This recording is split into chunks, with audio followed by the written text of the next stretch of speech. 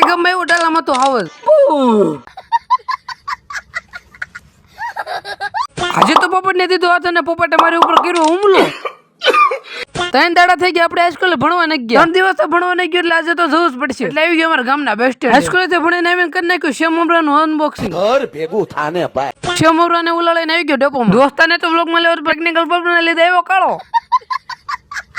સરકારી બસમાં બે ગયા ટણાના કરતી કરી દીધી બસ હાલતી. ફટાક દે 30 મિનિટમાં પકડી દીધા અમારા ગામમાં. ગામમાં તો પકડી દીધા પણ ગામમાં તો કાળો કાકડો ને બોલતો. મને લાગે છે બધા હુઈ ગયા હશે. ગરમા ગરમ બની ગઈ છે સેવ. હું ખાઈ લઉં તમે વાઈસ લઈ લો ખાલી. 3-4 દિવસો વરસાદે ગાયબ થઈ ગયો છે કે લગન બગન માં ગયો છે. વરસાદ એક સંદેશો દેવા માંગુ છું. હમણાં પટેલ આવી જજે જલ્દી. સીધા ગાડી રહીને એને લઈને જવાની હતી વાડી. કેન્સલ. એ વાત ઉપર એક પાણીનો ડાલલા મત તો હાવજ બોલાવી દેવી. ઘર ભેગું થાને ભાઈ.